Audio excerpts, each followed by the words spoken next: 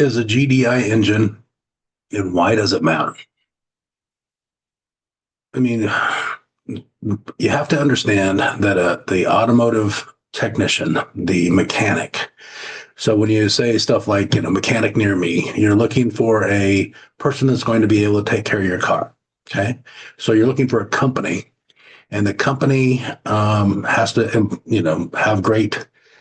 build great relationships with you, earn your trust, make you feel warm and welcome and all that stuff. But behind the scenes, the technicians, the mechanics, I mean, they're true geniuses. You have to realize exactly how much of a genius the mechanic has to be nowadays.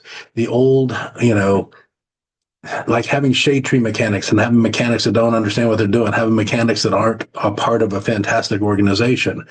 Why aren't they part of a fantastic organization? Why don't they have their own fantastic organization? I mean, the difference between a carbureted engine, which was just literally dumping fuel and air through the top of your top of the motor through a carburetor, and it just going into your intake manifold and finally getting into your combustion chamber so that it can, it's mixing with air, the fuel and air are mixing together, and it explodes, was so not good. It wasted so much gas. It's amazing how much fuel was wasted with a carbureted. And then we've got, fuel injected. So they basically did port fuel injection, PFI, and a port fuel injected motor. The fuel is injected into the intake manifold, and that allows the air and the fuel to mix together before going into the combustion chamber. So before the intake valves, the fuel is injected into the intake manifold. Okay, so you got the intake manifold is where you're sucking air into the motor. The air mixes with the gas, goes into the combustion chamber, and explodes. And that explosion inside of the combustion chamber is what makes the piston go up and down. And the piston is literally riding on a crank. The crank is a weird shaped. It's got different spots on it, making the pistons go up and down and they're where they're supposed to. And then you got the intake valves that suck the air, and you've got the exhaust valves that dump out the already exploded air and fuel mixture. Okay.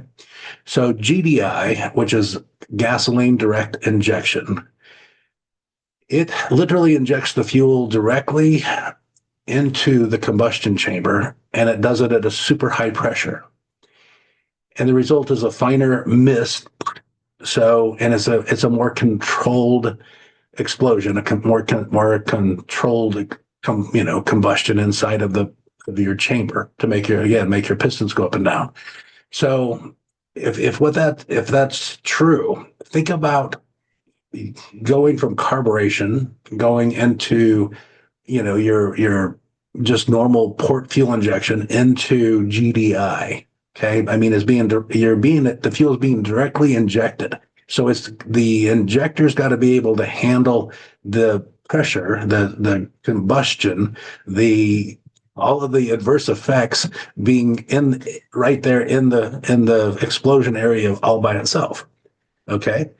But GDI offers superior fuel metering and combustion control. It leads to, several performance, efficiencies and benefits. However, it also presents a lot of challenges, like it's got more emissions and it can have carbon buildup. And carbon buildup is you have to understand that's a pretty interesting scenario. So if you're not cleaning the carbon out on a regular basis, and I mean really regular, like every 15,000 miles, then that carbon buildup can definitely have not good effects on your motor. I mean, bluntly. So you're definitely getting a leaner fuel mixture when you're operating under light loads, and definitely reducing the fuel consumption. Your fuel is concentrated near the spark plug. It's allowing for efficient burning and improved mileage. It's got GDI technology. Has got it definitely increases your power output. It's got improved thermal efficiency. It's got and you're going to enhance your power and your torque output. You're going to be more responsive throttle performance due to direct fuel delivery. In other words, the carburetors used to, you'd push your foot on the gas and then it would take off later, and sometimes a lot later, depending on what kind of car and what kind of carburetor you had. Um, think about that for a second. Now it's definitely not like direct drive by any stretch, but it definitely responds a lot faster. And when do you want it to respond faster? Is during those times when you need it to, right? It definitely has reduced emissions so long as you're keeping the particle matter carbon, you know, it again, there's challenges to it. So it does have better combustion efficiency, but it definitely increases your particulate matter. Okay. Reducing carbon monoxide and unburned, hydrocarbons under a very controlled condition.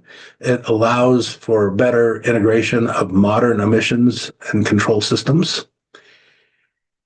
The the very, very notable downside to GDI is increased production of particulate matter, PM, because the fuel is injected directly into the combustion chamber. It does not mix as thoroughly with the air as it does in the port system. In the port system, the fuel and the air are mixed in the intake manifold and then dumped through the intake valve into the engine, and therefore you get a much better mixture. So you're not mixing the gas as well because the gas is being dumped out right beside the spark plug where your spark, and that's what ignites the explosion, right?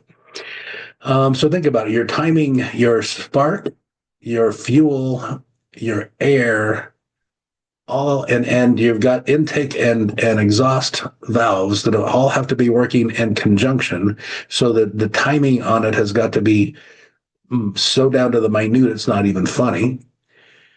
You're definitely going to have intake valve deposits, and that's definitely going to have reduced airflow and engine efficiency if you don't clean the carbon out. You're going to potentially have drivability issues, including misfires and rough idling, and the check engine light can come on. You need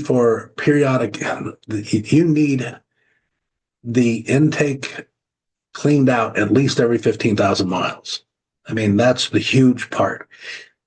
If you don't, then again, it's going to be reducing the airflow and engine efficiency, and your gates can definitely cause drivability issues. You need to stay on top of it. And again, thinking about the poor technicians and how they have to keep relearning all of these new systems that the manufacturers keep coming up with, and they do keep coming up with more and more and more systems. But think about the high pressure fuel pump. I mean, you're running fuel pressures of 2 to 3,000 psi, pounds per square inch. I mean, when you're delivering the fuel directly into the injector under that high pressure, think about the technology and the parts and everything. When you were dumping gas through a carburetor,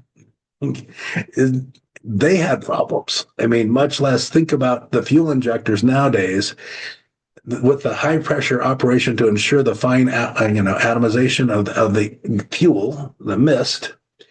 You've got multiple hole designs for optimal fuel, being dispersed throughout everything. It's amazing the technology that they've got going into these motors. And you're saying, well, yeah, but the technician's not the one doing it, right? No, but they're the ones having to make the 20, 30, 40 computers that you have in your vehicle keep communicating with each other properly with all of your sensors, with your hundreds of sensors and tens of thousands of wire connections.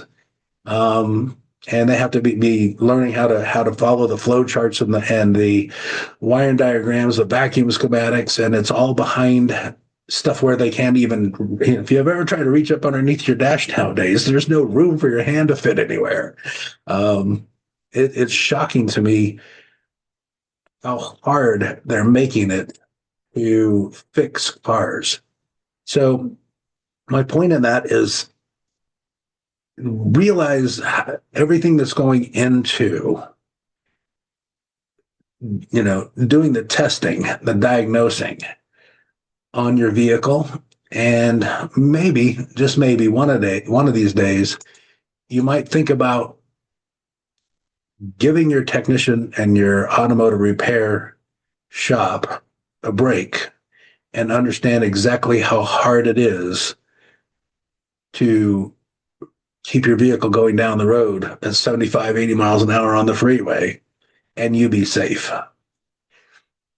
You might want to consider it and just give them a break every now and again.